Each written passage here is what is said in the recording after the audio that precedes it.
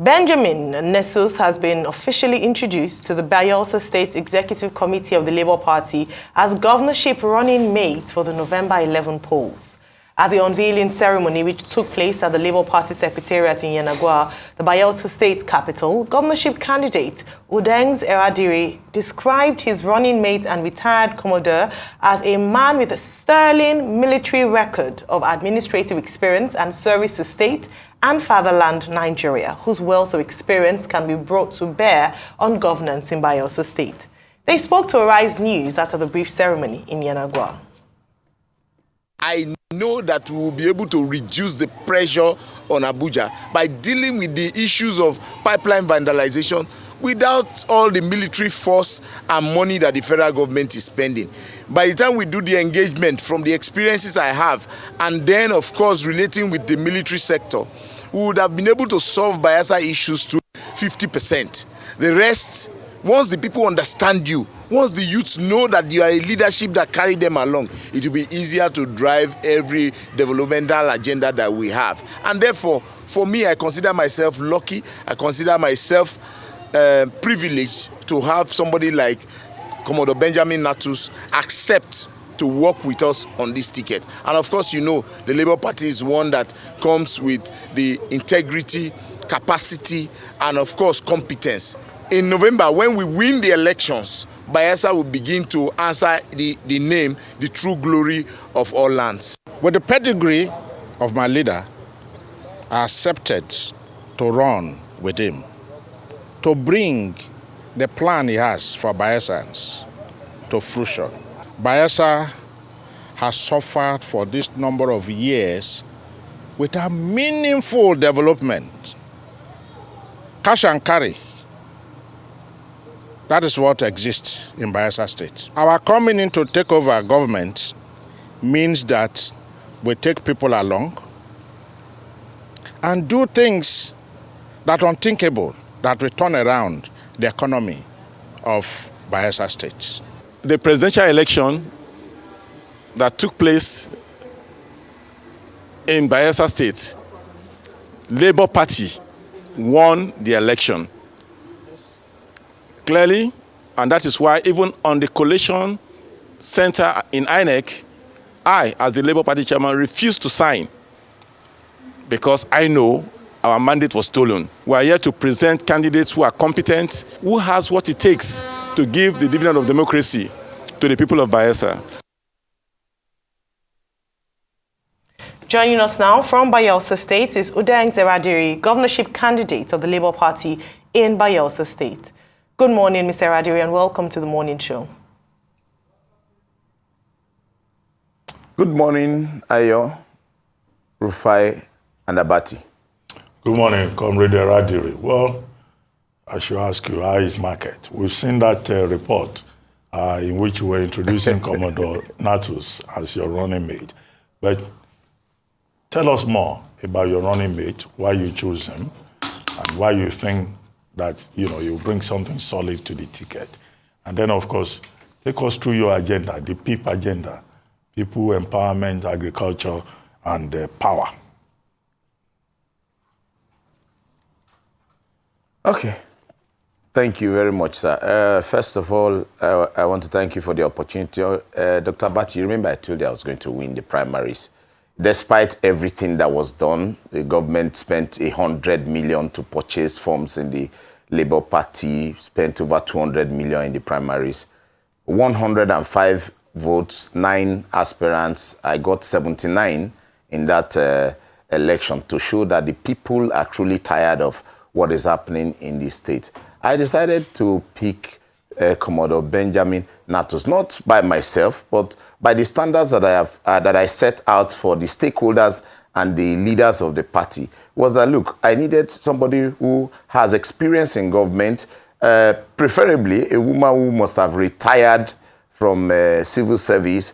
If I don't get a woman, then I should have a military officer, somebody, my senior, who has experience, who can support us where we are going astray. You know, I'm a young person, I still have a lot of energies. You need an experienced person to see beyond and then guide you to succeed. And so based on that, we went out to look for. But you see, in Bayelsa, our politics is about salt water and fresh water. Those in the salt water are those in the Eastern Senatorial District. So if they produce governor, the fresh water, the other part of Bayelsa will always produce the deputy. But over in the last administration, they changed it to fresh water. And that was why the PDP lost that election. And that is the same reason they will lose the election again. So I have gone to the traditional ticket of the fresh water and salt water. And by the grace of God, I have a cerebral military officer who is going to deputize and help us drive the agenda that we're bringing to the table. We talked about our agenda, the PEEP agenda. The agenda is people, education, agriculture, and power. These are the critical areas that we think that our state lacks. And if we are able to deal with them, quickly we will resolve the crisis in the state. If we revive the morale of our people, under people, revive their morale, their health care. There are no proper health facilities in Bayelsa. There are fake drugs everywhere. We used to have the Bayelsa Drug Distribution Company. The essence of that company was to be able to monitor the kind of drugs that are dispensed in the state. Unfortunately, it is moribund since this administration took leadership. So we are going to be looking at healthcare. We are going to be looking at water and sanitation. There's no proper drinking water in Bayelsa. We have a water board that Abokis supply water to. We are going to take the town in phases. We will process water directly from the river because there's a lot of iron content in the underground water. But we have a lot of water around. We can process that water, reticulate it into houses, and then we begin to outlaw borehole in phases. If we do that through the water board, we'll be creating jobs for young people because what we need to do, the PEEP agenda, is about jobs. We talk about security. Look, yes, this government, you don't see rascality on the part of political leaders by the Eradiri-led administration. He has reduced all those kind of state-sponsored security-related activities. But you see, security itself attracts development. So they are not doing a lot of things right because of the incompetence in leadership. While the advantages of security they would have been able to use to change the society, young Bayelsans are selling land and relocating to other states.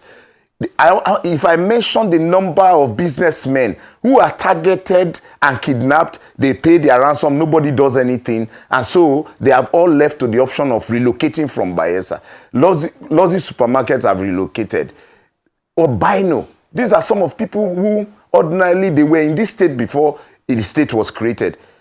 They have all relocated. They live outside and then use phones to control their business. People who were supplying cement, innocent, bought a facility in Bayelsa. He has halted that investment. So every day people are leaving the town because of the hardship as a result of the incompetence of leadership. Right. If you come to Bayelsa, we are going into the flood. As we speak now, everywhere is getting flooded, right, even with the rains.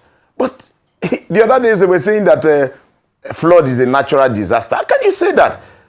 Our former governor, the former governor of Rivers State, late Meford Okilo in blessed memory, diked Yenegua and then created canals, channeled these canals to Otokpoti where they put a pump. By the time the water in the town gets to a certain level, the pump triggers and begins to pump out. What we will do is that we are going to dike the town because the town now is overpopulated.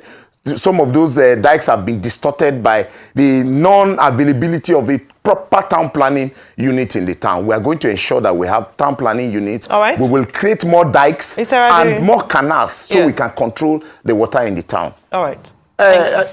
The E is education. There are no teachers. There are no teachers in our primary schools in Bayelsa. We have very limited time, so we can just... The last time I was on your studio. Yes. Yes, I know. Yes, so if you can just please make your point with regards to the PEEP agenda very quickly so we can move on to the next question. Yeah, I'm going... Okay, yes, that's why I said education. There are no teachers in primary schools. Okay. I was on your studio where I talked about it. The governor was in this studio and 2 days after he orders the employment of 2,000 teachers. As you speak, those teachers have not been employed. We are going to employ teachers, pay their arrears, their promotions. We are going to upgrade the facilities in our schools. The university does not have a proper living environment. We are going to build the NDU University Village where there will be accommodation for lecturers, professors, and students. agriculture. With agriculture, we are going to revive the economy of Bayelsa. If we build a food processing and storage facility in our cargo airport, we will begin to export excess plantain, bananas, crayfish, fish. You go to Peckham Market in London, you see how much this crayfish and fish cost. If we build a food processing facility, we can add value to it. Lagos State went to Kebbi and started Lake Rice. Today, look at what they are doing in Lagos. The largest rice mill have been built. They have started a 30 billion naira rice project. Bayelsa have had, over the years, Peremabri Rice Farm and Sampo Rice Farms. Sampo people and Peremabri people are not rice growers. The original rice growers in Bayelsa are Otokpoti people. So we are going to invest in the Otokpoti rice and make it an international food. For power, we are going to provide power in the state. All right, Mr. 24 hours there will be power. Yes. And then we are going to invest in gas. You have a full manifesto on this. I'm sure I would urge people to read. You've detailed your plans in your manifesto. Yeah, this agenda. is it. Excellent. So I'm sure people can read further. Yeah, this is, we already have a manifesto. Excellent. Yeah. All right, so let me ask you with regards to the poverty rate, poverty levels in Bayelsa State. You've noted that despite the fact that Bayelsa has one of the highest allocations, it's still one of the poorest states in the Federation. First thing is around accountability. When you get into government, how do you hope to run a more transparent government in terms of your spendings? And what key areas would you allocate? I know you've mentioned people, education, agriculture, your people and power. What areas would you cut spending in terms of making a leaner government and spend more money in Bayelsa State to improve the prosperity of people of Bayelsa? I think what I would do, I'm going to introduce technology in managing the affairs of the state, especially in the IGRO. And then I'm going to look at the civil service. There are a lot of leakages in Bayelsa. When I was Commissioner for Environment in the state, I blocked the leakages around the activities that were controlled by the ministry, especially the forest and the logging. And we started generating over 20 million on a monthly basis from zero account. Immediately I left, they have started collecting those monies in their hands in the ministries. We will stop all that. Bayelsa has a lot of potentials that we are going to invest in and bring in the new ways things are done in the world. Technology. With technology, we are going to cut costs. We are going to ensure that some of those ministries that are not functional, we can revive them. Some that we obviously are not relevant will be done away with, so we can reduce the cost of governance in the state. Okay, I want to talk about health, which is a big problem. I'd like to ask you, candidate Udengs Eradiri, how many primary healthcare centers are in Bayelsa State? And what do you plan for these primary healthcare centers? At first, give me the number and tell me your plan for them. Well, when you say primary healthcare centers, as I speak, I cannot give you a specific figure of the total number, because what we have here, apart from the FMC and the Dr. Ikoki Center, there are practically no functional health facilities around the state. In my village, for instance, Agodama Ikpetiama, when it is raining, the rain falls inside the hospital. The same thing in the OD General Hospital. So if we want to take an assessment of it, as I speak, I do not have the total figure, which when the time comes, we will get to that point when it gets there. But the fact is that the health systems in Bayelsa is in a sorry state. And you can't even say where are we going to start from to count them, because they are not existent. Okay, comrade. In Bayelsa, we once had a situation whereby the running mate of the candidate that was first declared winner had issues with his qualifications. What are the qualifications of the running mate that you have chosen? Are his certificates in order? And in case you win, I hope we'll not have another issue about qualifications. I have Commodore Benjamin Natus as my running mate, who went through military school, and of course, you know, he has his classmates everywhere. He's a retired military officer. The issue concerning certificate will not arise because, like I said, he has served this country meritoriously. And you know, the military is a security agency. Nobody will come like the other situation that we had. And so for the issue of qualification is not in doubt because the individual himself has served the country as a senior military officer. As for the opposition parties, you can see what is happening, where they are having challenges around running mates that they picked. I carefully, me personally, my certificates, I had put them on the internet for everybody to see a year ago, so that when I want to face the business of leading my state, I will not be dragged around certificate. Can you imagine a situation where leaders, people who are supposed to live above board, will be having questionable character around the issue of certificate? We have gone beyond that. My only appeal here is that I'm going to run an all-inclusive government where the APC, the PDP, the Labour Party, everybody will be one. Because as we speak, the flood have started. APC is packing their bag and running into PDP house that is dry. PDP is running into Labour Party house that is dry. It's about failure of leadership and incompetence of those who run the state. When I take leadership, we are opening our doors for those aggrieved APC members, those aggrieved PDP members. This is a young leadership. I am amongst you. I know what the problems are. Come, let us work together and share this leadership. Let's take Bayelsa and turn it to the true glory of all lands. Anyway, you were trying to wave off the point about qualifications. The fact that a man is a commodore does not mean, such issues.